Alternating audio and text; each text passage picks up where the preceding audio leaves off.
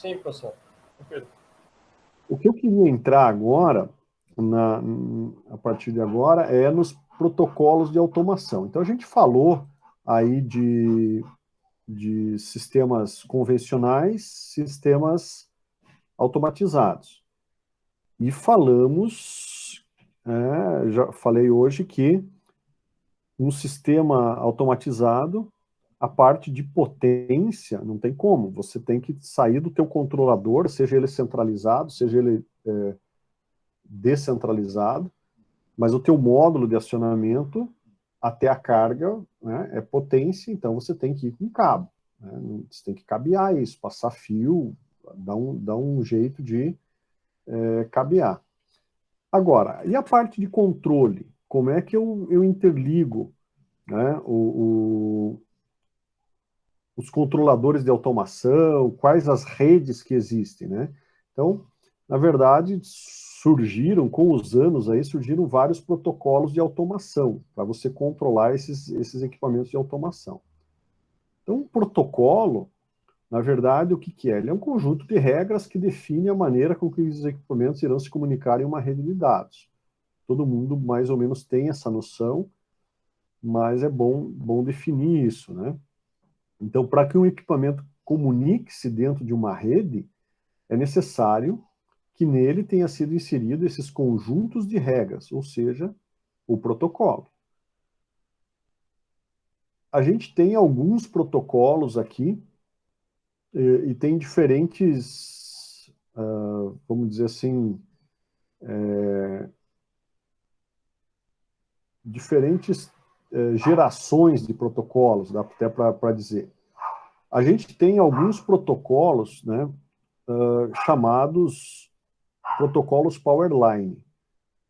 Então, esses protocolos Powerline foram os precursores, ou pelo menos o X10 foi o precursor de todos os outros protocolos. Então, vamos começar a entender o que é um protocolo Powerline e como é que surgiu. Os primeiros sistemas, então, voltados para a automação residencial, surgiram lá nos anos 70 e eram baseados na tecnologia chamada PLC. Veja que esse PLC não tem nada a ver com o CLP ou PLC, o controlador lógico programável. O PLC de Power Line Carrier, né, que ele utiliza a própria rede elétrica para a transmissão dos comandos. Essa tecnologia, então, deu origem a essa categoria de redes chamada Power Line Networks, ou uma rede de comunicação que usa a fiação elétrica, né, a fiação de potência. O controle de iluminação eletrodomésticos é feito, então, sem instalar um cabo de rede, qualquer cabo de comunicação. Ele utiliza a própria fiação já instalada. O envio de mensagens dos transmissores aos receptores são feitos, então, via esses cabos fase, neutro, os cabos existentes. Você consegue transitar nesse tipo de rede funções como liga-desliga, chamar cenas de iluminação e também controlar a potência, né? Fazer a dimerização dos circuitos. Os principais protocolos Powerline, o X10, que foi o primeiro deles, eu tenho o UPB, que é o Universal Powerline Bus, e o Home Plug. O X10 foi, como eu falei, o precursor, o primeiro. Foi desenvolvido em 1975 por uma empresa escocesa chamada Pico Electronics, né? E considerada a primeira tecnologia desenvolvida exclusivamente para automação residencial. A principal vantagem é a facilidade de instalação, né? Utiliza fiação elétrica, não precisa passar cabos novos. Os equipamentos ligados em fases diferentes, né, tornam isso uma certa dificuldade. Então, você tem que colocar acopladores de fase instalados no QD. Porque, veja, se você está usando uma fase R para ligar um certo circuito de iluminação, se você você está com um controlador nessa fase R, num determinado cômodo, mas ali você quer colocar também um controlador, uma tecla que acenda uma iluminação externa, e essa iluminação externa está numa fase S, você precisa instalar um acoplador de fase dentro do quadro de distribuição. Eles tinham um certo problema de instalação, um problema em instalações com alto grau de ruído elétrico, né? Ou seja, se a senoide não era bem pura, você começa a ter problemas. A patente original desse equipamento expirou em 97, veja, em 1997, isso tem aí 24 anos que expirou essa patente, o que possibilitou, então, que vários fabricantes desenvolvessem equipamentos baseados nesse protocolo X10. E possui ainda um bom mercado de reposição. Aqui no Brasil, como a gente, né, não tinha automação residencial, predial nessa época, né, nos anos 70, anos 80, nem se falava disso. Então, a gente não teve uma grande... não tem um parque instalado desses equipamentos. O lugar que mais tem equipamentos instalados do tipo X10 é o mercado americano. O americano tem a cultura, né, do faça você mesmo, então esse é um equipamento simples que se encaixa muito bem nisso, no faça você mesmo. E lá eles têm ainda um bom mercado de reposição, embora aqui no Brasil você encontre também para comprar esses equipamentos. Então, essa tecnologia X10, ela transmite dados binários através da corrente elétrica, usando um pulso de sinal na frequência, de 50 ou 60 Hz. Sempre que o sinal cruza o zero, no ponto da senoide, ele manda um sinal de comunicação. Aqui eu tenho alguns exemplos, né, de controladores, eu posso ter tomadas, eu posso ter interruptores, todos ligados a esse sistema X10. Vejam que aqui, por exemplo, eu tenho um módulo que é ligado à carga, e esse módulo, ele tem duas chavezinhas aqui, duas deep switches, que eu faço o endereçamento. Então, com uma chave de fenda, eu mudo aqui o endereço, e eu passo a ter um endereço para esse módulo de potência, que vai receber da carga. Como é que ele funciona mais tecnicamente? Né? Para reduzir os erros, são usados dois cruzamentos no zero da senoide, para transmitir os uns e os zeros, os sinais binários. Né? Um binário é representado, então, por um pulso de 120 kHz no primeiro cruzamento e uma ausência de pulso no segundo. E um zero binário é representado por uma ausência de pulso no primeiro e um pulso de 120 kHz no segundo. Né? Aí ele manda uma sequência de bits aqui, então cada pulso da senoide, cada passagem por zero, ele vai mandar uma série de bits, e os 4 primeiros bits são, né, um código de entrada. Né? Depois, os 4 bits seguintes, ele manda um código da função unidade, e o último bit representa a função. Tá? Então, assim por diante, ele manda uma sequência de bits, onde por ali ele consegue mandar um sinal, por exemplo, se ele está mandando ligar um equipamento, para quem que ele está mandando aquele sinal, para qual endereço ele está mandando, de maneira que o equipamento que recebe esse sinal, entende, processa e executa o ligamento ou desligamento da carga, por exemplo. Tá? Então, o X10 é baseado em transmissores e receptores. Normalmente, um transmissor é capaz de enviar sinais para até 256 endereços diferentes numa linha de corrente alternada. Eu posso ter múltiplos transmissores, né, que podem emitir sinais para o mesmo módulo receptor. Eu posso ter, imagine, múltiplos receptores, múltiplos transmissores, quer dizer que eu posso ter, por exemplo, 2, 3 interruptores, eu tenho mandando sinais para um receptor. Isso tudo está baseado nessa questão de endereçamento e sinais que você manda para um endereço definido. Transmissores são interruptores, keypads, controles remotos, sensores de presença. e assim por diante. Os receptores, então, captam esses sinais emitidos pelos transmissores, e uma vez recebido esse código, o receptor responde ligando ou desligando a carga. Como eu mostrei ali, esses receptores normalmente têm duas deep switches ou duas chaves de comutação que são ajustados para criar um endereço. Pode-se ter de uma casa diversos equipamentos endereçados pelo mesmo código. E quando o sistema é instalado, cada dispositivo controlado está configurado para responder a um dos 256 endereços possíveis. 16 códigos da casa vezes 16 da unidade. E vai reagir aos comandos que são mandados para aquele endereço. Então, esse é o precursor. O X10 é o precursor aí dos protocolos. O PB é o Universal Powerline Bus.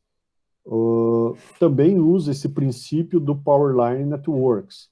Foi desenvolvido em 99 pela empresa americana PCS, Powerline Control System. É baseado no funcionamento do X10 e foi incorporado a ele melhorias na velocidade da transmissão e principalmente na confiabilidade da rede. Depois, né, ainda fechando aqui o Powerline Networks, eu tenho o HomePlug 1.0 e o HomePlug AV, desenvolvido pela HomePlug Powerline Alliance e baseado na tecnologia Intelon Power Packet, né, que é uma tecnologia também de transmissão de dados pela rede elétrica. Ele atinge velocidades bem mais altas que os anteriores, de 200 megabits por segundo, e com isso é capaz de transmitir aí conteúdo multimídia e HDTV através da rede elétrica, né? Para você transmitir sinais de multimídia, você precisa, então, de velocidades maiores. Aí a gente entra nos protocolos de comunicação sem fio, né, que são, hoje, a maior parte hoje do mercado está voltado para esses protocolos. Os protocolos que utilizam, então, tecnologias baseadas em radiofrequência e estabelecem comunicação entre os dispositivos. Muitos sistemas sem fio são utilizados em automação residencial, são baseados em redes mesh. O que são redes mesh? Aqui vale um parênteses só para a gente falar de uma rede mesh. Rede mesh, então, é uma rede como a figura aqui está mostrando, onde eu posso ter vários caminhos para chegar, cada ponto desse azul aqui é um ponto de rede. Eu posso ter um controlador central, não é, no conceito de rede mesh, isso não é determinante, mas eu posso ter um controlador. Digamos que aqui no final eu tenha um ponto de iluminação. Como é que o meu sinal chega até esse ponto de iluminação? Ele vai utilizando os componentes da rede, passando o sinal de um para o outro e chegando lá até o meu ponto final. Então a gente fala que essa rede ela tem uma alta resiliência, ou seja, uma capacidade de adaptação às mudanças de topologia. Veja que esse ponto aqui ele recebe sinal desse outro ponto. Mas se eu retirar esse ponto, provavelmente vai se fazer uma conexão automática desse ponto que está mais perto aqui com esse último. E assim por diante. Então, os dispositivos podem ser incluídos ou retirados e novas rotas são recalculadas. Um único dispositivo alcança alguns metros, né? Depende da tecnologia, de qual que é o protocolo exatamente de rede mesh. Mas todos os dispositivos podem retransmitir mensagens aumentando o alcance. Então, você não consegue transmitir uma rede mesh, um sinal, né, diretamente, por exemplo, a 200 metros de distância. Ele não alcança.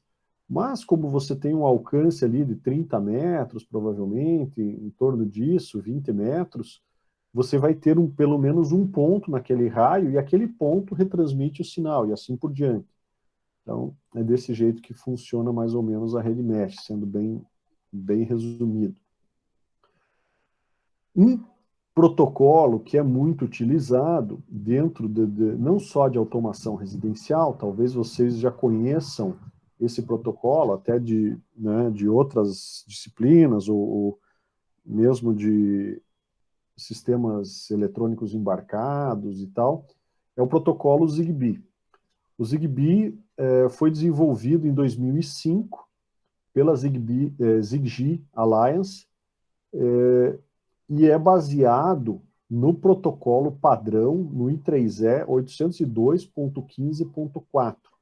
Então, esse padrão I3E, ele é um padrão definido, né, por norma, ele é internacionalmente reconhecido, e o ZigBee foi baseado nele.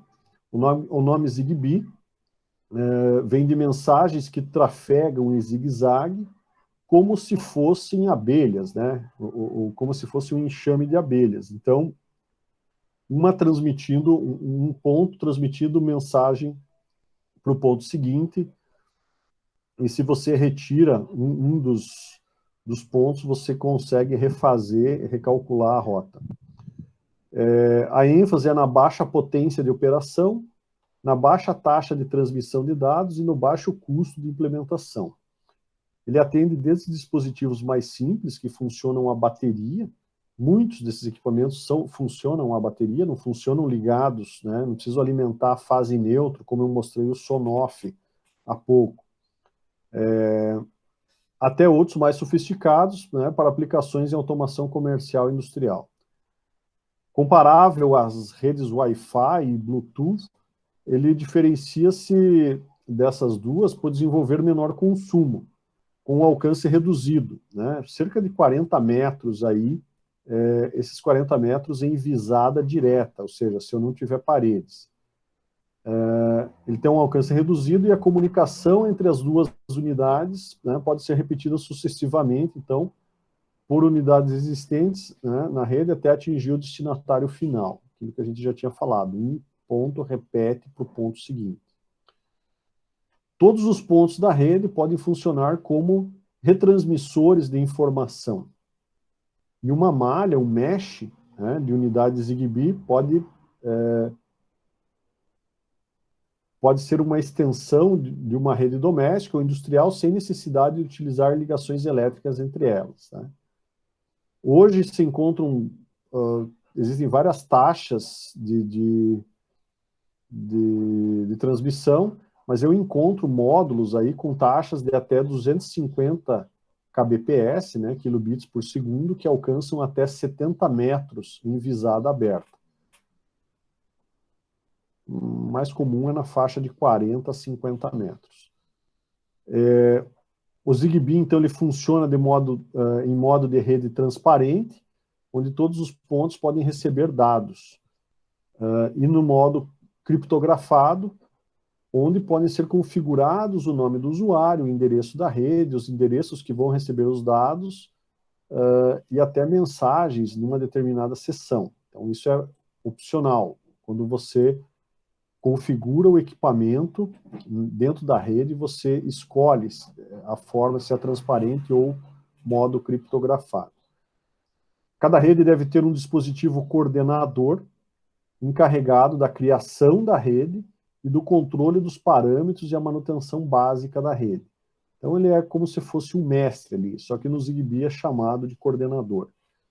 Dentro de redes em estrela, o coordenador deve ser o nó central, né? Lembrando que a topologia estrela é aquela que eu tenho um ponto central e todos os outros derivam daquele central, conversam com aquele central. O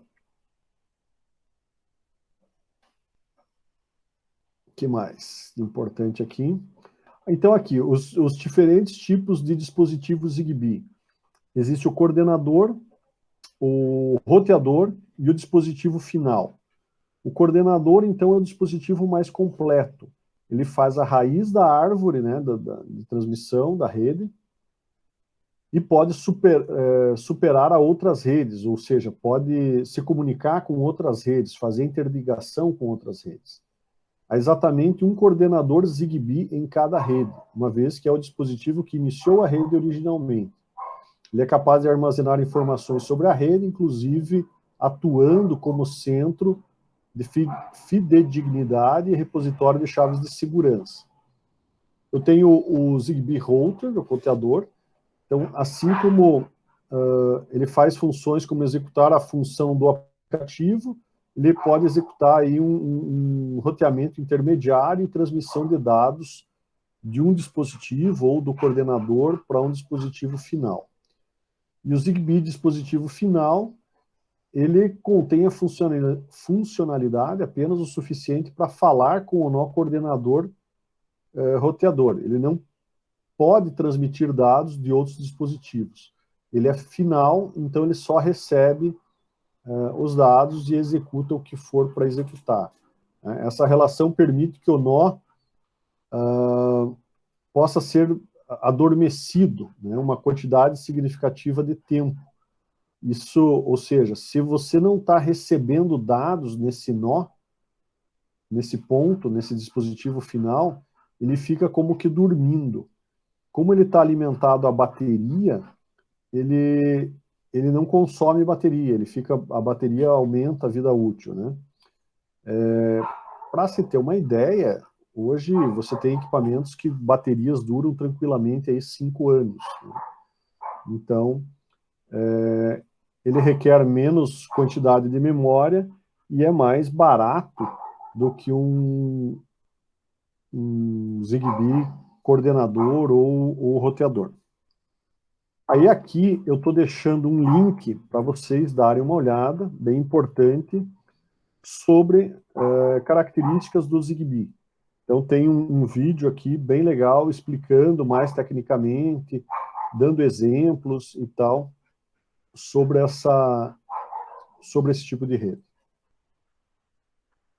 Outra rede sem fio, muito utilizada,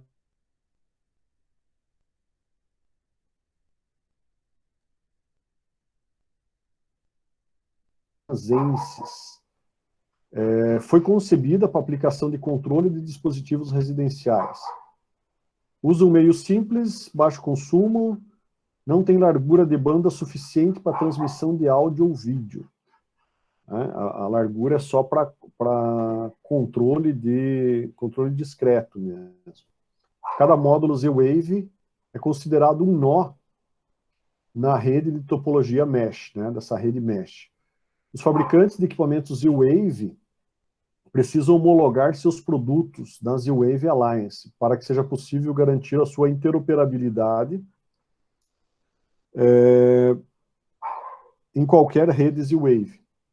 Então, se você, por exemplo, é um engenheiro, sai da faculdade, fala, não, poxa, eu vou fabricar um equipamento, mas eu quero que ele trabalhe numa frequência que ele converse com outros equipamentos Z-Wave. Então, você precisa homologar o teu produto na Z-Wave Alliance, e ele estando homologado, seria aí uma certeza que ele vai conversar com outros equipamentos.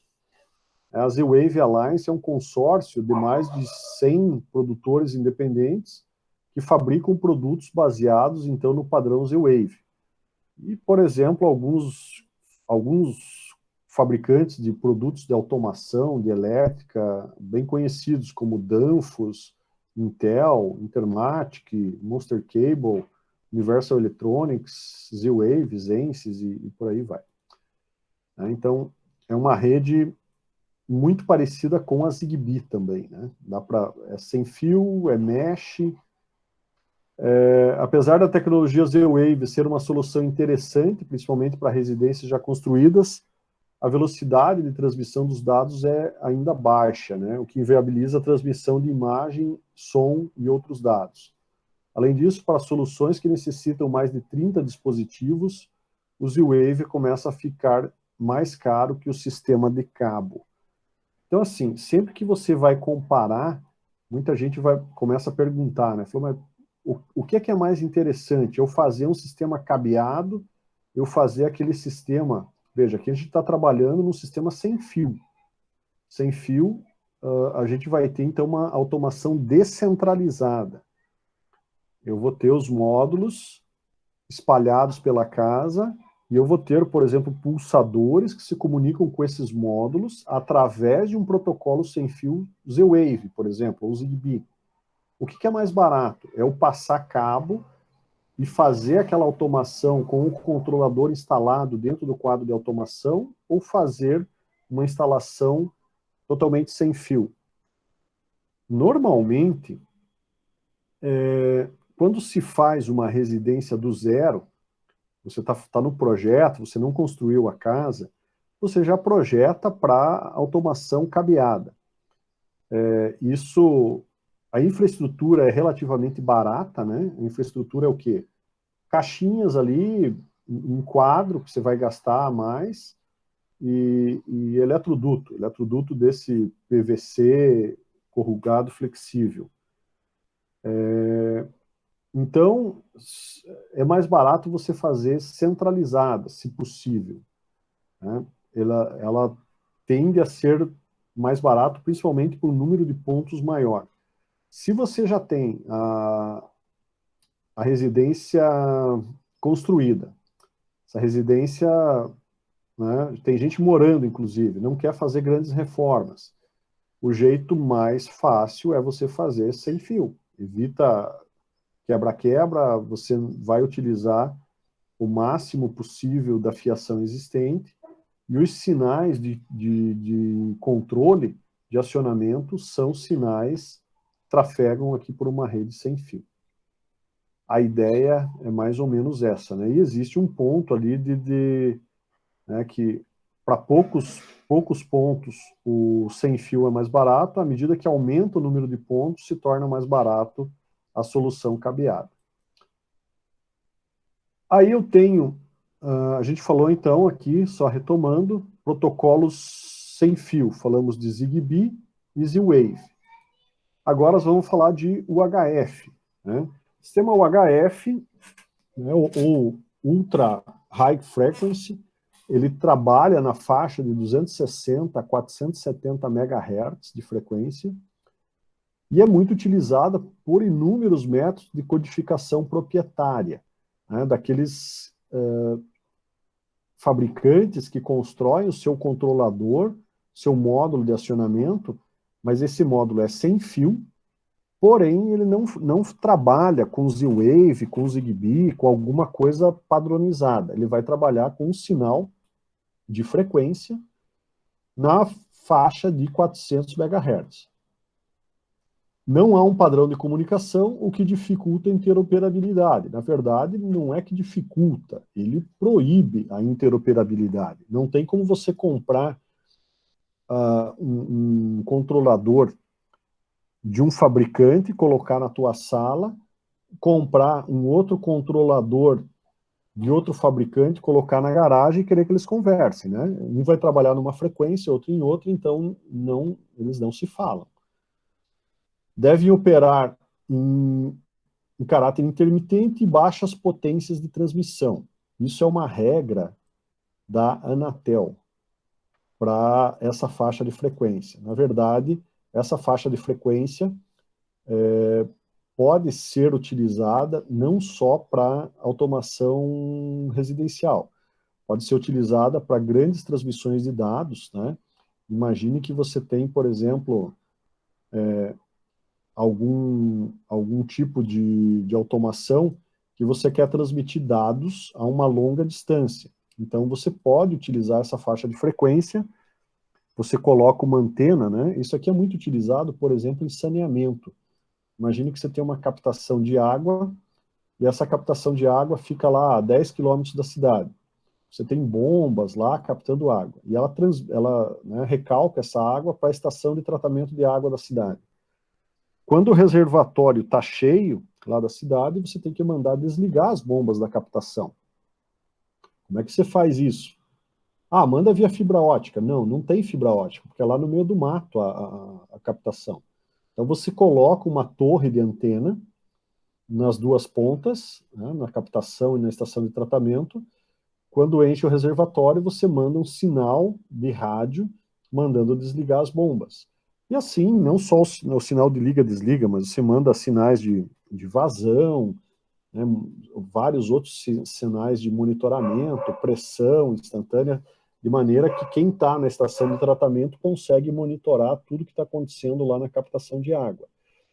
Isso é feito dessa forma. Nessa faixa de frequência, é preciso você tirar uma licença junto à Anatel para você transmitir esses dados. Por que que aqui na automação residencial não necessita de uma licença da Anatel? Porque é transmissão em caráter intermitente, baixas potências, e como é baixa potência, ele alcança algumas dezenas de metros. Então, eu tenho aqui sistemas que podem exemplificar isso, né, esse tipo de utilização, sistemas de alarmes, que são via radiofrequência, tem um controladorzinho ali, ele emite o sinal de radiofrequência, controle de iluminação, controle remotos de portões, e tudo que vocês imaginarem que possa ser controlado via sinal de frequência. Eu tenho ainda protocolos híbridos. Né? Protocolos híbridos utilizam mais de um meio físico para fazer a comunicação entre cargas e acionamentos. Eu posso ter, então, o que são meios físicos? Por exemplo, os cabos do tipo par trançado, né? Cabinho par trançado, muito parecido com aquele cabinho cabinho telefônico, né? Pode ser o cabinho telefônico, é um tipo de par trançado. Eu posso usar rede Powerline, por exemplo, que a gente já viu, que é essa que transita os dados na rede, na minha fiação elétrica, e posso usar a radiofrequência. Né? Então, eu posso ter, num protocolo híbrido, até mais de um aqui, 2 ou 3 tipos de meio físico para comunicação. A comunicação é feita na forma ponto a ponto, ou malha. Né? Então, deixa eu aumentar aqui um pouquinho essa figura. Então, aqui, ó, nessa figura, eu consigo demonstrar essa rede híbrida. Por exemplo, sinal de rádio é esse meu tracejado. Eu posso ter pontos aqui que comunicam entre certos pontos e tal, via sinais de rádio. Eu tenho os pontos azuis, que são apenas de rádio. Eu tenho os PLs aqui, né, que são sinais apenas Powerline, aqueles que trafegam pela rede, pela fiação elétrica. E eu tenho os RPs. Os RPs são dispositivos de rádio e Powerline. Então, é um tipo de rede que eu posso, parte da rede, cobrir por Powerline, parte da rede é coberta via sinal de rádio. Dentro desses protocolos híbridos, esses protocolos estão no mercado, tem uma grande fatia de mercado aí, principalmente fora do Brasil, né? O mercado europeu tem vários, onde vai falar de alguns deles.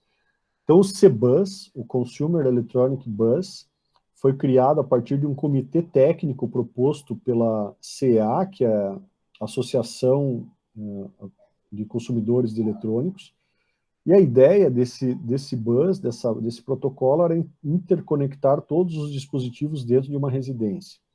Então, foram escolhidos 7 diferentes meios de transmissão de dados, para que fosse analisado qual seria mais adequado para essa aplicação.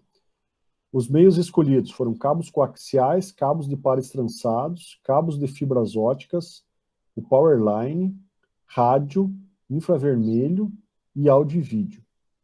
No final, o comitê escolheu a tecnologia Intelon, que é baseada em uma combinação de Powerline e rádio. O Intelon usava espalhamento espectral, que era muito inovador para a época.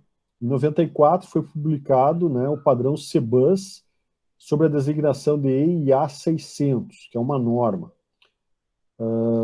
o que impediu a disseminação do mercado, né, desse protocolo foi a complexidade e custo. Aí eu tenho o Insteon, que foi desenvolvido em 2001 pela Smart Labs INC, utilizava também as tecnologias de Powerline e rádio combinadas, e era só que orientado aí à fabricação de equipamentos de um custo menor, de baixo custo, e teve uma melhor aceitação pelo mercado. É uma rede do tipo ponto a ponto, e nesse tipo de rede todos os dispositivos podem transmitir, receber ou repetir mensagens, sem necessidade de um controlador master, né, ou mestre, o controlador principal, ou algum tipo de roteamento de dados complexos. Ele manteve a compatibilidade com a tecnologia X10 e, e teve uma boa aceitação e ainda existe bastante instalado por aí. Depois nós temos o Loanworks, né? É uma tecnologia de redes desenvolvida em 1988 por uma empresa americana chamada Echelon, e teve o seu desenvolvimento baseado em padrões de automação industrial. Eles pegaram algumas redes industriais e se basearam para fazer uma rede residencial. É uma rede de alto desempenho, utiliza roteadores e repetidores que garantem o não looping de mensagens comum em redes de roteamento. Isso melhora o desempenho da rede. Usa as 7 camadas do modelo OSI. Esse modelo OSI de 7 camadas, a gente estuda principalmente quando você estuda a parte de redes de comunicação mesmo. Eu tenho as 7 camadas, vão desde a rede física até lá dentro do protocolo, né? Eu não vou entrar aqui nas 7 camadas, mas é um protocolo, né, que tem um fundamento técnico muito forte. Na camada física, o Loanworks pode utilizar cabos de pares trançados, coaxiais, fibras óticas, infravermelho, powerline e até o rádio, né, a parte sem fio. A gente tem aqui ainda o KNX. Opa, peraí. O KNX. O KNX, gente, é um protocolo de rede ainda bem, que tem uma penetração no mercado muito boa, mesmo no Brasil.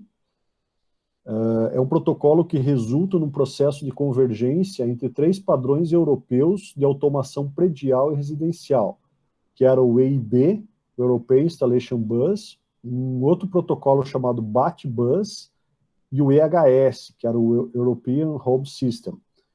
Em 97, esses 3 consórcios se reuniram e decidiram fazer um esforço aí para desenvolver no mercado uma associação e tentar padronizar o máximo possível. Em vez de cada um ficar competindo, eles criaram, então, a associação KNX.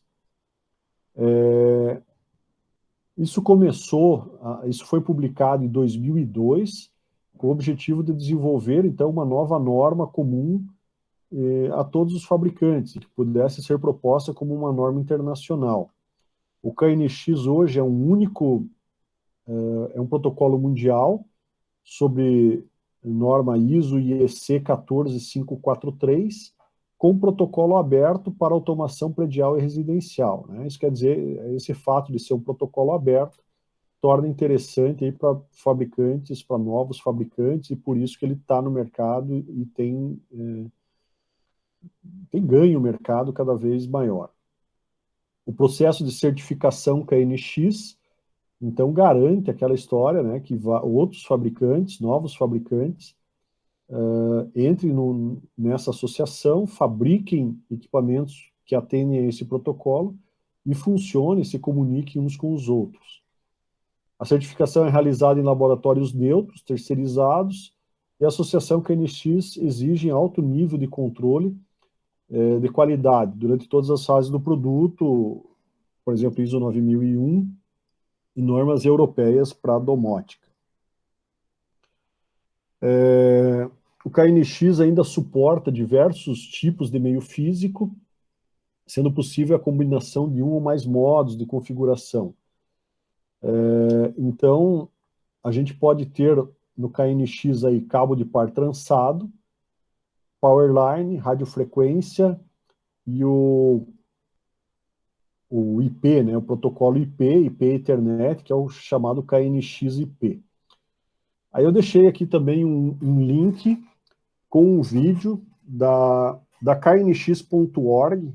Né? Nessa knx.org você acha também muita informação, assim como no site da KNX do Brasil, para conhecer os equipamentos que trabalham dentro dessa tecnologia.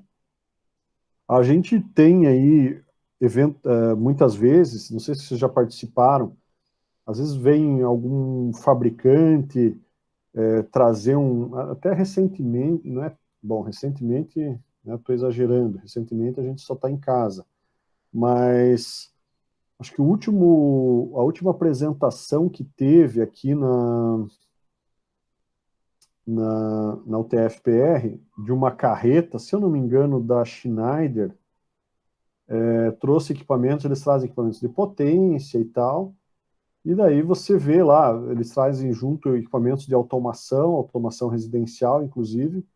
Aí você tem um controlador, você tem um keypad para iluminação, e no espelho do keypad já está lá, KNX.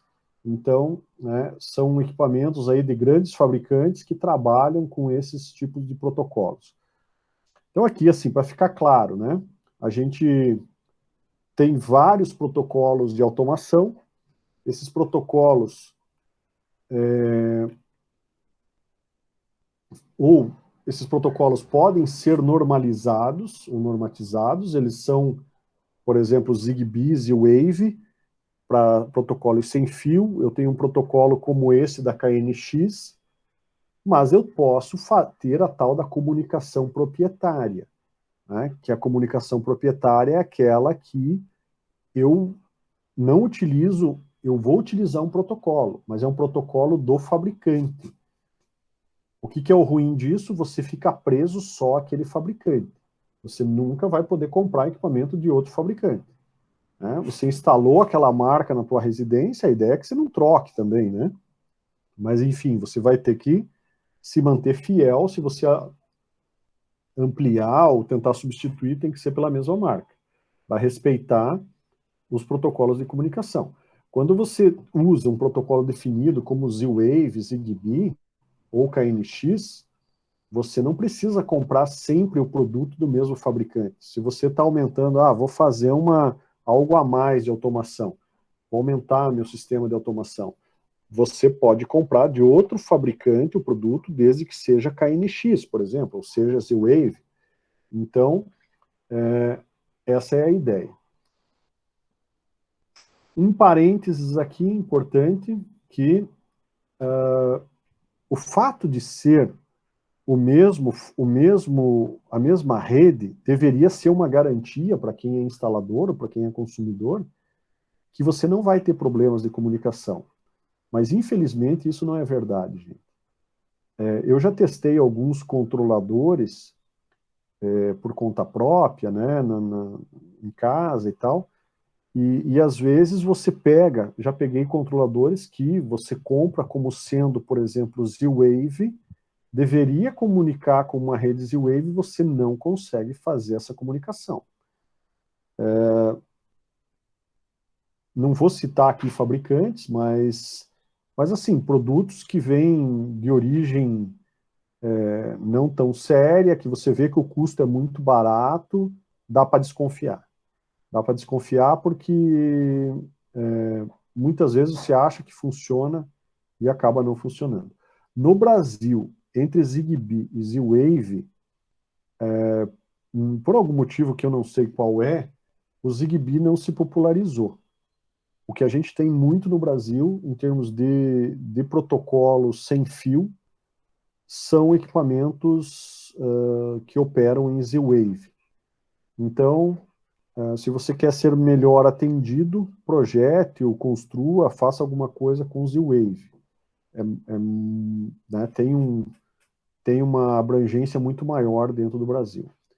Protocolos com fio aí, daí a gente tem muita coisa proprietário, tem e tem bastante coisa da KNX. Tranquilo? Dúvidas, perguntas sobre essa parte de protocolos?